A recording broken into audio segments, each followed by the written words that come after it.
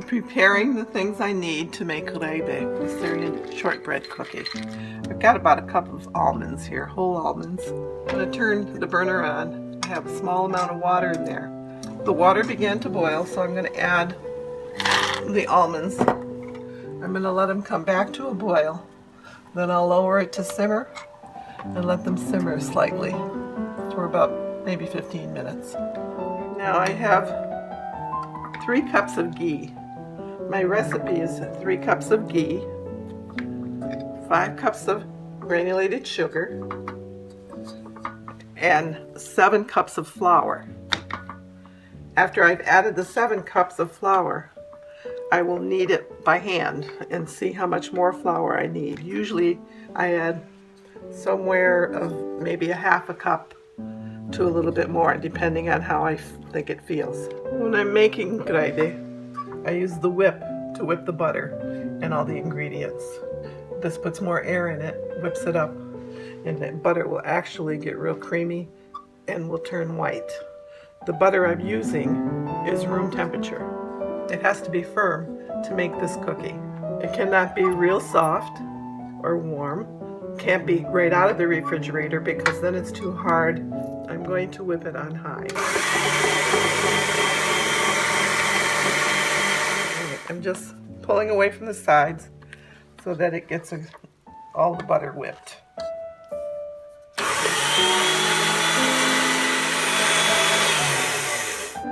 It's turning white, getting real creamy, firm enough that it'll make a good cookie. Probably whipping it for 3 to 5 minutes. Okay, that looks like it's been enough. It's really nice, very smooth. And I'm going to add 5 cups of granulated sugar. Some people do use powdered sugar. I don't really care for it because then it makes them too soft and velvety. And the granulated sugar gives a little bit more texture, even though they melt in your mouth when they're baked. When you add the sugar, you have to add it very gradually and let it whip right into the butter.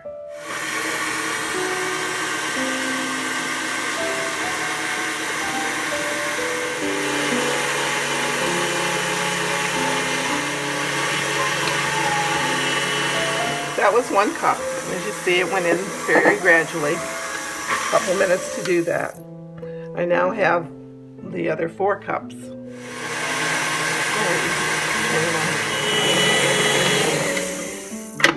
I'm going to scrape it down. See how creamy white it is? You could feel the granulated sugar in there. I'm going to whip it a little bit more to make sure it all gets mixed in properly. That's whipped pretty good. You can maybe see it a little better. All whipped, mixed together. And I'm going to start adding the flour. I put a guard on so it doesn't splash all over. Now, when I add flour to any recipe, I don't just scoop down and get it out. I don't really sift the flour, but I mix it up so it's light and fluffy. And then just do an even half cup. And I do a half cup at a time.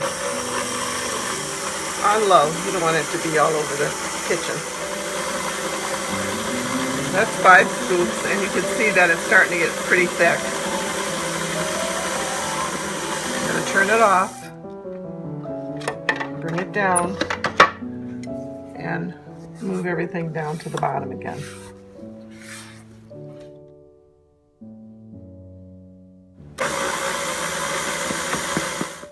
So there's 7 cups of the flour in this. I can now remove that, and I can bring this down and try to get all the batter out of the beaters. So now I'm going to take this and I'm going to knead all the dough. It actually feels very nice and dry, so I might not need to add any flour. Usually I add about half a cup. See, it's more buttery on the bottom, so you want to get it up and mix it in. This was actually a very good batch. And it feels so good, I might not need to add any flour. I poured the water off the almonds. Now all I'm going to do is take the skin off of them. And then what we have to do is cut them in half. Some of them split in half real easily. Some you need to do a little work at. Now I usually take a small knife and go into the back. You can just kind of stick it into the back and they'll pop and split. I've got the dough. I've mixed it up pretty good. Actually, without adding any extra flour, it feels a little dry, but I'm going to try to make some. See if it comes out okay. Sometimes the texture has a lot to do with humidity and things. It's not just putting the ingredients in. It depends on other situations too. So I slice it at an angle. Slice it at an angle. I don't make them too big. Bring it around. But as you can see, it cracked. We don't want that. We want it to be nice and smooth. So I'm going to show you how I solve that problem. Alright, it's a little dry, and how I just discovered recently how to solve that. I have some ghee that I made when I made the other ghee. I always have a little extra ghee. I put it in my hand, and as you see, when I put it on my hands, it softens, and I can go in there and add it very gradually, not very much, just gradually add some in. I'm going to mix it all the way down to the bottom. Seems to be much better now. That little bit was probably enough to soften it and make sure that the cookies don't crack. Feels nice, but we'll see. You don't want to add too much butter because then it just won't bake properly. Changes the recipe. I don't make them too thin, but I don't make them too thick either. Slice it at an angle.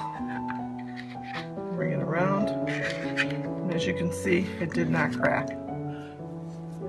Every time I take a little bit out to roll, I mix it a little bit more so the top doesn't dry out. It gets mixed in again. Just taking a little ball, really pressing it together, and then rolling it. You want to try to make it, when you roll it, the same diameter all the way across, same thickness. If you get too thin, you just squeeze it together and it'll thicken it a little. Alright, cut at an angle and cut at an angle. I make mine kind of small because I like them when they look more delicate. I've just now closed it, smoothed it off, and we've got another one made.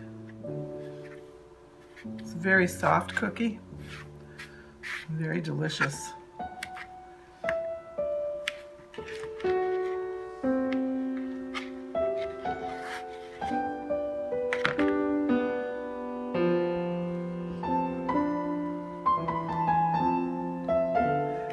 My mother would make them for my nephew every year on his birthday, and she told him, when I'm gone, Aunt Joyce will do it for you. So I've been delegated to do this, and every year I send him some for his birthday. It's not cracking. Very good. Just that little bit of butter on my hands worked into it. Did good. You'll notice I roll near the left a little bit, and this part stays big. If I've got too much, I just cut it off and keep going. But I work with this smaller piece right here and not worry about the thicker piece until I get to the next one.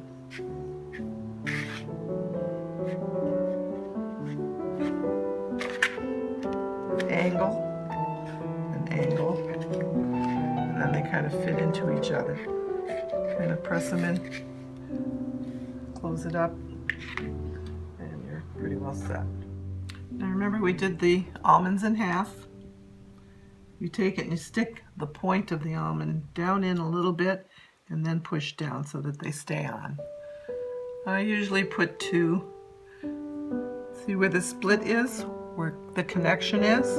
I put one there and it kind of holds it together. Again, don't flatten them too much. You just want to get it in there and lay it down. There's different ways to do it. You can put 3 if you make them bigger. My mom made them bigger circles and she put 4 almonds on each one. That's how they usually are, is with an almond in them. If you want and you like more almonds, you can take it and put 3. Just figure where you want to put it and put it in there.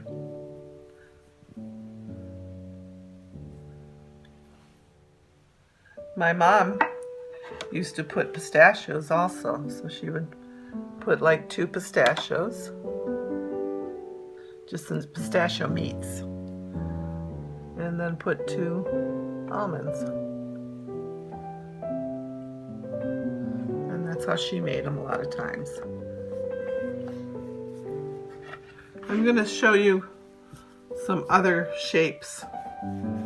My mother-in-law used to make a star with 5 separate little pieces, and she would put sprinkles on them with red and green, and that's what she would make for Christmas. The kids loved them, and I still make them for them around the holiday.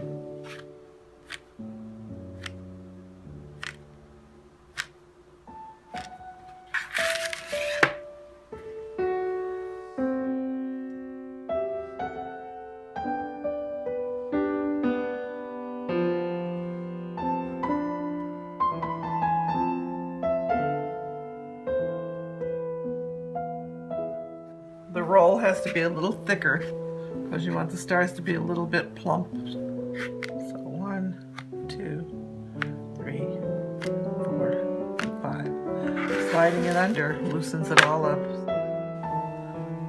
Squishing them all together. I'm sure you can make up your own ideas of different cookies to make or different shapes. Sometimes my maiden name was Shiab, and my mother would make an S. So she would shape it like an S and make it like that.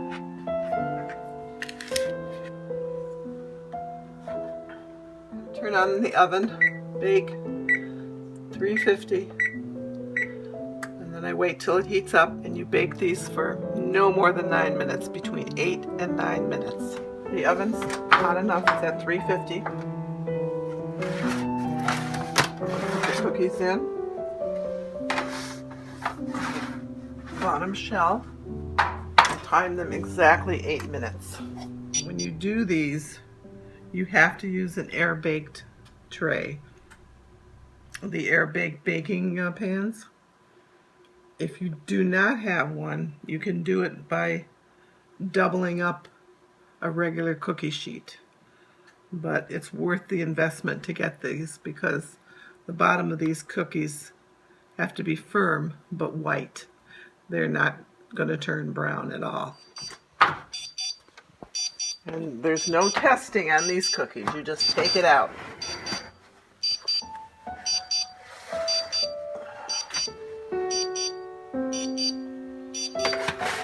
And you don't touch the cookies until they're totally cooled off.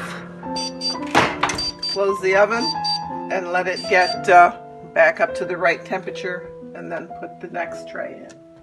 Now I won't touch these or take them off or even check them until they're totally cooled off. When you open your oven door to put in or take out, you lose a lot of the heat. So that's why I always close the door and then put the next one in after a few seconds.